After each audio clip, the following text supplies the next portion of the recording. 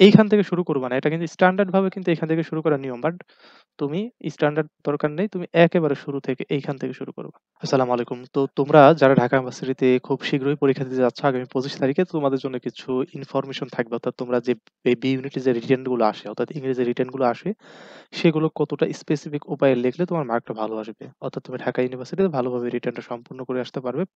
পাশাপাশি একটা ভালো মার্ক ক্যারি করতে পারবে।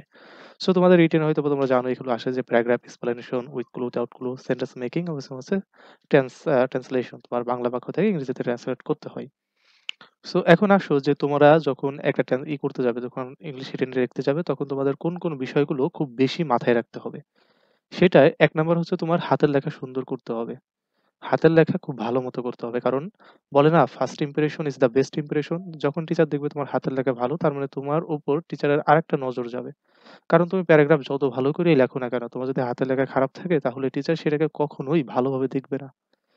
তোমার হাতের লেখার উপর ভিত্তি করে তোমার হাতের লেখার উপর একটা বায়াসডনেস কাজ করবে। ঠিক আছে? তো ওই হাতের লেখার উপর ভিত্তি করে তোমাকে মার্ক কম দিবে। এরপর যে কাটাকাটি কম করবা। একটা খাতায় যদি অনেক বেশি কাটাকাটি থাকে তাহলে সেই খাতার মানটা এমনিতেই কমে যায়। আর সেখানে মার্কটাও কিন্তু কম হয়ে যায়। সো কাটাকাটি যথেষ্ট পরিমাণ কম করবে। ধরো যে তুমি ১ম এ যে সেন্টেন্সটা লিখবে সেটা মনে, মনে ভাববে। সেটা ভেবে তারপর হচ্ছে সেন্টেন্সটা লিখবে। তাতে কাটাকাটির সংখ্যাটা কম হবে। এরপর দেখো লেখার সময় গ্রামারগত বিষয়টি বিবেচনায় রাখতে হবে। তুমি একটা প্যাসেজ লিখতে গেছো, তুমি একটা লাইন লিখছো একটা প্যারাগ্রাফের, সেখানে গ্রামারগত তোমার ২-৪ টা ভুল হয়ে গেল। সো এগুলো কিন্তু টিচার খুব স্ট্রিক্টলি দেখবে এবং ওয়ার্ড লিখছো সেই ওয়ার্ডের স্পেলিংটা ভুল হলো। এগুলো কিন্তু খুব স্ট্রিক্টলি দেখা হবে। সো এই গ্রামারগত এবং হচ্ছে ওয়ার্ডগত যে স্পেলিংগত যে ভুলগুলো আছে এগুলো খুব কম করবে। এগুলো একটু বিবেচনায় রাখবে। দেন যেটা গুরুত্বপূর্ণ অনেক স্টুডেন্ট যেটা খুব বেশি এইটার কাজটা করে যে নির্দিষ্ট প্রশ্নের উত্তর নির্দিষ্ট বক্সে লিখবে। সো এই কাজটা আমি যখন কোচিং এর খাতাগুলো দেখি তখন দেখা যায় যে অনেক স্টুডেন্ট যে এই নির্দিষ্ট বক্সে লেখে না। জাস্ট উপরে নিজের মতো একটা বলে যে এত নং কোয়েশ্চেন উত্তর লিখে নিচে লিখে ফেলে। কারণ ভাই তোমার বক্সের উপরে তো একটা কোয়েশ্চেন লেখাই আছে। যে তোমার বক্সের উপরে থাকে যে ৩ নং কোয়েশ্চেন উত্তর, ৩ নং প্রশ্নের উত্তর অথবা answer to the question number ৩। So ৩ number question যেটা আছে তোমার ৩ নাম্বার বক্সে তোমার সেটাই লিখতে হবে। তুমি নিজের মতো করে আলাদা উপরে আরেকটা বক্সের জায়গায় আরেকটা লিখে দিয়ে আসলে তাহলে তোমার সেই খাতা মনে করো বাতিল হয়ে যাবে। তোমার ওইখানে ওই কাটা মানে ওইখানে কাটা চলে যাবে। ওইটা তুমি নাম্বার পাবে না। দেন ৫ নাম্বার কি? মন গড়া কোনো কিছু লিখে খাতা ভর্তি করার কোনো প্রয়োজন নাই। তুমি একটা প্যারাগ্রাফ তুমি আইসে একটা তুমি লিখছো আরেকটা। তাইলে ওটার দরকার নেই। খালি তোমার ওই খাতার উপরে ব্যাড একটা ইমপ্রেশন যাবে। দেন হচ্ছে আসলে তোমাদের হচ্ছে যেটা আছে তোমার যে ওয়ার্ড মেকিং মানে ওয়ার্ড দিয়ে একটা সেন্টেন্স মেকিং। এখন তুমি হচ্ছে ওইটা জানো না। তাহলে তোমার মন গড়া কোনো কিছু লেখার দরকার নেই। কারণ তোমার খাতায় নেগেটিভ একটা ইমপ্যাক্ট পড়বে। তো চলো আমরা প্রত্যেকটা জিনিসই দেখবো আসলে প্যারাগ্রাফ কিভাবে লিখবো, কি তোমরা কোন ধরনের ভুল করো সেই ভুলগুলো কিভাবে এভয়েড করবা। সো দেখো ১ম কথা হচ্ছে দেখো আমাদের ১ নাম্বারে আমরা ধরলাম যে আমাদের ১ নাম্বার কোয়েশ্চেন আইছে কি প্যারাগ্রাফ। আমাদের ১ নাম্বারে কোয়েশ্চেন আইছে কি প্যারাগ্রাফ। আর আমাদের বক্স দেখতে হবে বক্স কই আছে যে answer to the question number 1 এই বক্সটা কই আছে? ওই বক্সের জায়গায় আমাদের ১ নাম্বার জায়গাতে ১ নাম্বার বক্সে লিখতে হবে। সো এই প্যারাগ্রাফে তোমরা অনেকটা ভুল করো কোনটা? সেটা হচ্ছে টাইটেল দিতে ভুল করো। দেখো আমাদের ১ নাম্বার প্যারাগ্রাফ কি বলছে? আমি কয়েকটা স্যাম্পল প্যারাগ্রাফ আনছি। বলছে যে write a paragraph on what are the rules of young in nation building. So তোমরা টাইটেলে কি করো? টাইটেল হচ্ছে তুমি এইখান থেকে শুরু করো যে what the rules of young in nation building. তোমরা কি করো? তোমরা হচ্ছে তোমাকে বলছে যে what are the rules, rules গুলো কি, কি সেটা লেখো। তোমরা টাইটেল লেখার সময় কি করো? পুরো এই কোয়েশ্চেনটা উঠাই দিয়ে চলে আসো। পুরো এই কোয়েশ্চেনটা উঠাই দিয়ে চলে আসো। মানে এইটাই তোমার টাইটেল। না রে ভাই, তোমরা যদি টাইটেল লিখতে বলে তুমি কোর কোনটুকু তোমার সেটা বুঝতে হবে। তোমাদের কোয়েশ্চেন করছে হোয়াট আর দ্য রুলস। তুমি হোয়াট আর দ্য রুলস ওই ভূমিকাগুলো লেখো। তুমি কি করবা? তুমি হচ্ছে হোয়াট আর এটা কাটবা। এটা তোমার লেখার তো কোনো দরকারই নাই। তোমাকে লিখতে বলছে তুমি যদি আবার কোয়েশ্চেন করে দিয়ে আসো টিচারকে তাহলে তো সেখানে কি হবে? তাহলে তুমি এখানে লিখবা কি? যে the rule of young in nation building এবং দুই পাশে যে ইনভার্টেড কমা দিবা এবং যদি মনে করো যে নিচে একটা দাগ দিতে ভালো লাগে একটা দাগ দিয়ে আসবা কোনো সমস্যা নেই। অনেকে বলে দাগ দিলে কেটে দেয়। আমার মনে হয় না যে দাগ দিলে তোমাদের এটা কাটবে। ঠিক আছে? সো এটা করবা। আবার দেখা যায় যে অনেকে এখানে হচ্ছে বিভিন্ন ধরনের কালি ইউজ করে। তুমি চাইলে একটা কালার ইউজ করতে পারো সেটা হচ্ছে সবুজ। এই সবুজের বাইরে তুমি ভাই কোনো কালার ইউজ করতে যাইও না। ঠিক আছে?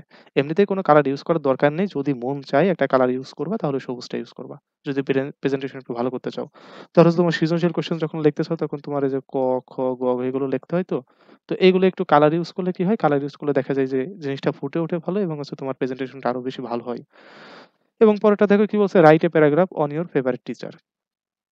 অনেকে কি করে? এরকম লিখে দিয়ে আসে যে your favourite teacher, your favourite teacher. ভাই তোমার ফেভারিট টিচার সম্পর্কে লিখতে বলছে তখন তো তুমি ইওর ফেভারিট টিচার লিখবা নাকি মাই ফেভারিট টিচার লিখবা? মাই ফেভারিট টিচার লিখবা। পরেরটা দেখো বলছে write a paragraph on metro rail journey. So এখানে ঠিক আছে, metro rail journey, metro rail journey এটা ঠিক আছে। সো সোজা কথা হচ্ছে আমি যদি তোমাদেরকে একটা প্যারাগ্রাফ কিভাবে লিখতে হয় একটা তোমাকে দেখিয়ে দেই তাহলে আরো বেশি তোমরা বুঝতে পারবা। ধরো যে আমি তোমার এখানে লিখলাম হচ্ছে মাই ফেভারিট টিচার এটা, হ্যাঁ? প্রথমে হচ্ছে লিখবা মাই ফেভারিট FAVORIT টিচার। একবারে মিডল বরাবর লাগবে। মিডল বরাবর লিখে দেন হচ্ছে এই পাশে একটা ইনভার্টেড ইনভার্টেড কমা দিবা। ইনভার্টেড কমা দেওয়ার পরে অনেকেই প্যারাগ্রাফটা শুরু করে কিভাবে? এইখান থেকে মানে একটু স্পেস রেখে এইখান থেকে এইভাবে শুরু করলো, এই শুরু করলাম। তারপর হচ্ছে এইখান থেকে এই যে হইলো, এই যে যাচ্ছে প্যারাগ্রাফ যাচ্ছে। এরকম ভাবে করে, হ্যাঁ? শেষ পর্যন্ত যাচ্ছে। কিন্তু না ভাই তুমি এইখান থেকে শুরু করবা না। এটা কিন্তু স্ট্যান্ডার্ড ভাবে কিন্তু এখান থেকে শুরু করার নিয়ম। বাট তুমি স্ট্যান্ডার্ড দরকার নেই। তুমি একেবারে শুরু থেকে এইখান থেকে শুরু করবা। এইখান থেকে এরকম শুরু করবা। একবারে শুরু থেকে শেষ পর্যন্ত তোমার এই খাতার এই বর্ডার বরাবর তোমার লেখাটা হবে। এবং লেখাটা যেন একেবারে সোজা স্ট্রেইট হয় এদিক থেকে তুমি খেয়াল রাখবা। এরপরে দেখো যে এরপরে আবার অনেকে কি করে? ধরো যে এইখান থেকে একটা লাইন লিখছে, লাইন লেখার পর এই পর্যন্ত গেছে, হ্যাঁ? এ পর্যন্ত লেখা এটা শেষ হয়ে গেছে। সে এইখান থেকে শুরু না করে সে নিচে থেকে আবার শুরু করে। নিচে থেকে আবার শুরু করে। যখন তুমি এই কাজটা করতে গেলে তখন কি হলো জানো? তোমার প্যারা হয়ে গেল। এই একটা প্যারা, এই একটা প্যারা। প্যারাগ্রাফ একটা প্যারাই লিখতে হবে। সো অনেক বেশি প্যারা করা যাবে না। এটা করলে কিন্তু তোমার প্যারাগ্রাফ টোটালি ভুল। সো তুমি কি করবা? এখান থেকে শেষ হয়েছে তার মানে এইখান থেকে একটু লিখবা। লেখার পর তারপর নিচে আসবা। ওকে, সো এরকম লিখলে আশা করি তুমি ভালো একটা মার্ক পাবা। এরপরে আসো যে আমাদের ২ নাম্বারে হচ্ছে এক্সপ্লেনেশন। সো এক্সপ্লেনেশনটা কিভাবে লিখবা? যে দেখো এক্সপ্লেইন বুকে বলছে যে explain the proverb strike the iron while it is hot। এটা কত নাম্বারে আছে? ২ নাম্বারে আছে। তোমাকে ২ নাম্বার বক্স খুঁজতে হবে। সেই ২ নাম্বার বক্সে তোমাকে এটা লিখতে হবে। তো তুমি ১ম এ এটা শুরু করবা একেবারে পাশ থেকে শুরু করবা। যেহেতু এক্সপ্লেইন খুব একটা বড় হবে না। আ ৪ থেকে ৫ লাইন লিখবা। ঠিক আছে? সো এখানে তুমি লিখবা যে strike STRIKE strike the iron. আচ্ছা, ১ম এ তুমি যেটা দিয়ে শুরু করবা, ১ম এ এরকম দিয়ে না শুরু করে তুমি ১ম এ শুরু দ্য প্রোভার্ব। ১ম এ লিখবা the proverb strike the iron, the proverb, the proverb strike the iron while it is hot এটুক লিখলে। লেখার পর রেফার্স টু অথবা means MEANS means timely action, timely action, timely action. এটুকু লিখলে তুমি এভাবেই লিখবা। তুমি জাস্ট তুমি এরকম the proverb means that timely action. এই প্রোভার্বটা আসলে কি? তোমাকে এটা একটু খাতায় লিখে দিয়ে আসতে হবে। কারণ টিচার বারবার তোমার কোয়েশ্চেনের দিকে তাকাবে না। ঠিক আছে? সো এইটা অবশ্যই তুমি এরকম লিখবে the proverb strike the iron while it is hot means timely action. এরপর তুমি এই টাইমলি অ্যাকশন সম্পর্কে একটু এক্সাম্পল দিয়ে কিংবা এটাকে কিভাবে এক্সপ্লেইন করতেছো সেই বিষয়গুলো তুমি তুমি কত লাইন লিখবা? সর্বোচ্চ ৫ লাইন লিখে দিয়ে আসবা। কারণ তোমাকে বক্স ফিল আপ করতে হবে না। কারণ বক্স ফিল আপ করলে তোমার এইটা আসলে এক্সপ্লেনেশন হবে না। ঠিক আছে? পুরো একটা কম্পোজিশন হয়ে যাবে। সো ৪ থেকে ৫ টা লাইন তুমি খুব সুন্দরভাবে একেবারে স্ট্রেইট তোমার হাতের লেখাটা সোজাসুজিভাবে করে দিয়ে চলে আসবা। ইনশাআল্লাহ এখানে ভালো একটা নাম্বার পাবা। এরপরে আসো যে উইথ ক্লু, উইথআউট ক্লু। এরা কিন্তু কত আছে? ৩ নাম্বারে।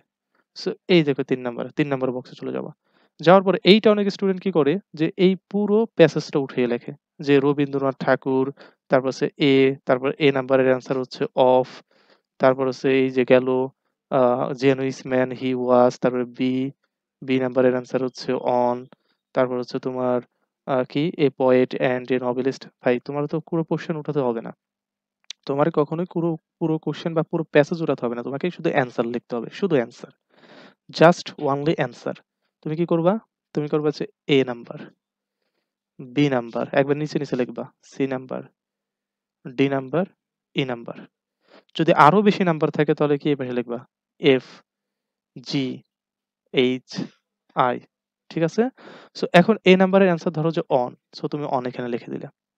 তুমি ধরো যে তোমার নাম্বারের অ্যান্সার হচ্ছে তোমার ইন। ধরলাম আমি, ইন লিখে দিলাম।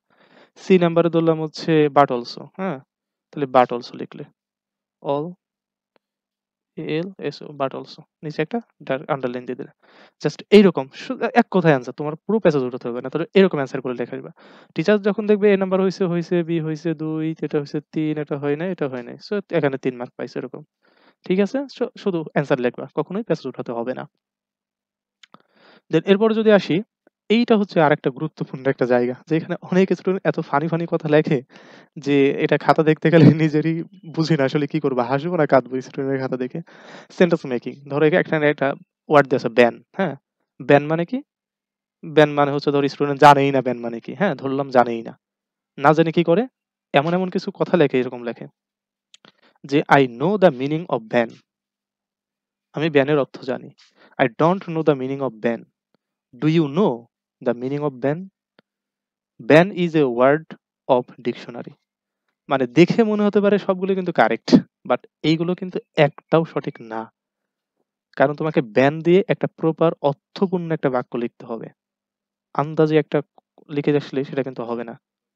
কারণ তুমি এটার অর্থ তখনই যখন জানবে তখনই তুমি মাত্র এটা দিয়ে একটা বাক্য লিখতে পারবা। সো এইরকম করে কখনোই কোন সেন্টেন্স লেখা যাবে না যে, "I know the meaning of ban."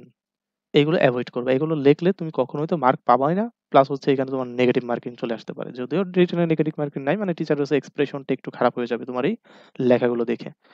So ধরো যে তুমি এগুলো কিভাবে লিখতে পারো?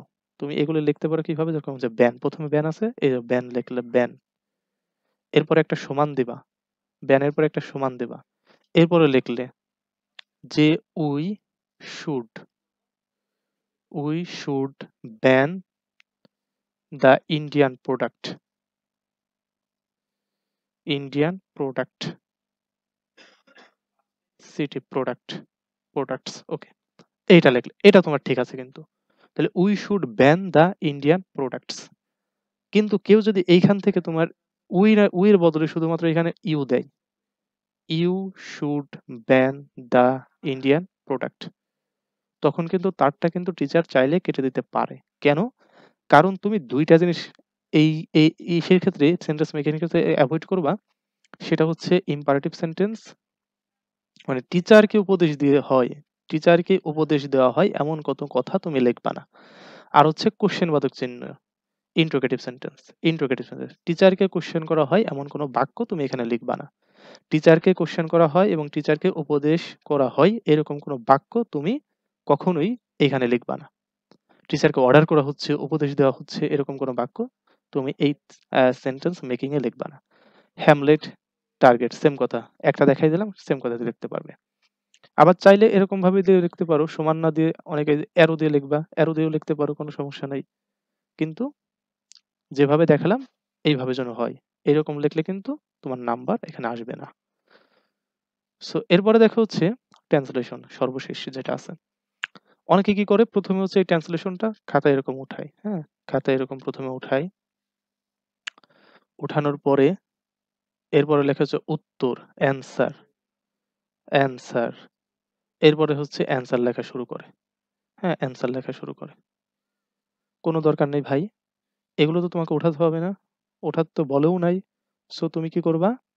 তুমি সোজাসুজি তোমার এখানে যে অ্যান্সার কথাটা এরকম লিখতে হবে, কোনো দরকার নাই। তোমার অ্যান্সার কথা লেখারই দরকার নাই। এটাই তো তোমার উপরে বক্সে লেখা দেয়া আছে যে answer to the question number ৫। ৫ নাম্বারটা লিখতেছো ৫ নাম্বার বক্সে। তোমার বক্সের উপরেই দেওয়া আছে তুমি কোনটার অ্যান্সার করতেছো। সো এইখানে তোমার অ্যান্সার লেখারও কোনো প্রয়োজন নেই। তুমি কি করবা? এখান থেকে শুরু করবা ট্রান্সলেশন, একবারে লাইন বাই লাইন সোজা একবারে তুমি স্ট্রেইট তুমি হচ্ছে এখান থেকে এগুলো শুরু করবা। ওকে? স্ট্রেইট। এই বক্সের এখানে থেকে শুরু করে এই পর্যন্ত স্ট্রেইট হবে, স্ট্রেইট। যতটুকু হয় ট্রান্সলেশন করে আসবা এবং হাতের লেখা ক্লিয়ার ক্রিস্টাল করে লিখবা, দেখবা যে ইনশাআল্লাহ খুব ভালো একটা মার্ক পাবা। সো এই হচ্ছে তোমাদের জন্য একটা উপদেশ ছিল। এগুলো আমি তোমরা যদি এইগুলো ফলো করো, আমি আশা করি যে তোমরা এই যে ঢাকা ইউনিভার্সিটি বিএনএটি রিটেনে খুব ভালো করতে পারবে এবং খুব ভালো একটা মার্ক ক্যারি করতে পারবা। আর এইগুলো অবশ্যই উপদেশ সহকারে থাকবে, এগুলো অবশ্যই মনে রেখো। আর আমাদের ভিডিওটা কেমন লেগেছে, এই শেষ সময়ে তোমাদের এই ভিডিওটা কতটুকু উপকারে এসেছে সেটা অবশ্যই আমাকে কমেন্টসে জানিয়ে যাবে। ভালো থেকো এবং আমাদের চ্যানেলটি সাবস্ক্রাইব করে রাখো যাতে পরবর্তীতে প্রয়োজনীয় ভিডিওগুলো খুব সাথে পেতে পারো আপলোড করার সাথে সাথেই। আল্লাহ হাফেজ।